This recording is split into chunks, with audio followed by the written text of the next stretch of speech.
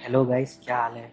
मेरा नाम है नियाज़ और मैं आ गया हूँ एक ज़बरदस्त स्टोरी लेके। तो शुरू करते हैं। ये कहानी है आज से 1200 साल पहले, जब बाल्टिक में रैगनार और उसका भाई रोल कुछ लोगों से लड़ रहे होते।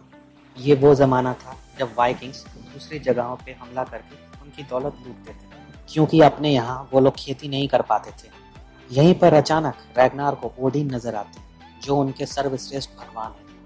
इसके बाद रैगनार की पत्नी लेगर था और उसकी बेटी गीडा, जो मछली पकड़कर घर वापस आते हैं। उनका घर स्कैंडिनेविया में है, जो नॉर्वे का हिस्सा है। रैगनार भी अपने घर वापस आ चुका होता है और वो अपने बेटे बियॉन को ट्रेन कर रहा होता है।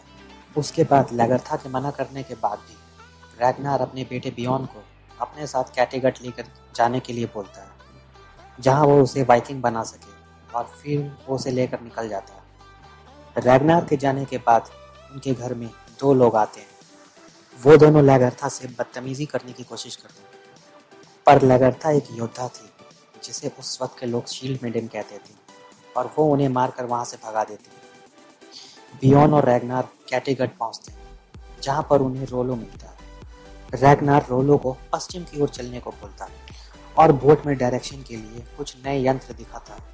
उन यंत्रों में एक लकड़ी का बोर्ड होता है और दूसरा सनस्टोन होता है, जो उन्हें पानी में सही दिशा दिखा सके। यहाँ कैटेगट का हेड एक अर्ल होता है, और इस वक्त अर्ल हैरल्सन है।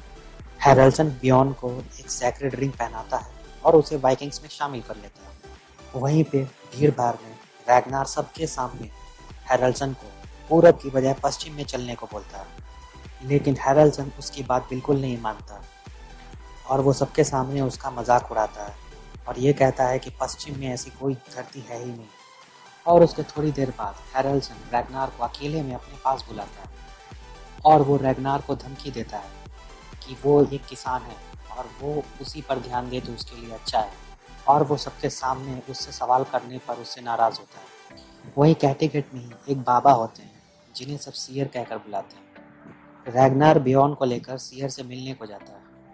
सियर रैगनार को उसके उज्जवल भविष्य के बारे में बताता है और उसे ये कहता है कि उसके बहुत सारे बेटे होंगे और बहुत जल्द ही वहाँ की पावर भी उसके हाथ में होगी। वहीं जंगल में फ्लोकी नाम का रैगनार का एक दोस्त रहता है, जिसे रैगनार ने कुछ बोट्स बनाने के लिए चोरी छुपे खोला हुआ होता है।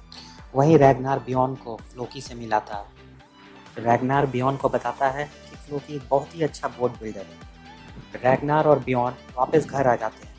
वहीं पर कुछ दिनों के बाद रोलो भी आ जाता है। रैगनार रोलो से फिर से पश्चिम दिशा की ओर जाने के लिए कहता है और वो रोलो को ये कहता है कि वो कुछ लोगों को इकट्ठा करे, ताकि वो लोग चोरी छुपे वहाँ से पश्चिम की तरफ निकल सके। और वो रोलो से ये भी कहता है कि अर्ल हैरल्सन को इस बारे में बिल्कुल भी खबर ना होने पाए। यहाँ रोलो और लेगरथा की आपस में बात हो रही होती है। रोलो लेगरथा से पुरानी बातें शेयर करता है। रोलो कहता है कि कैसे रैगनार ने लेगरथा से शादी कर ली, जबकि रोलो भी लेगरथा को प्यार करता था। वहीं हैरल्सन अपने अतीत के बारे में कुछ सोचता है।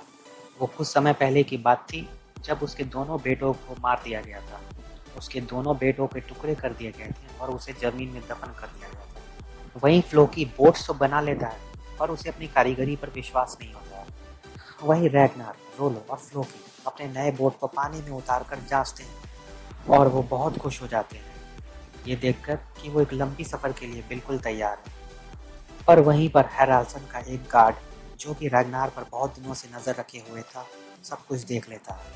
अब अगले एपिसोड में देखिएगा कि आगे क्या होता है रैगनार की लाइफ में। तब तक के लिए लाइक और शेयर कर दें और सब्सक्राइब तो कर ही लेना चाहिए।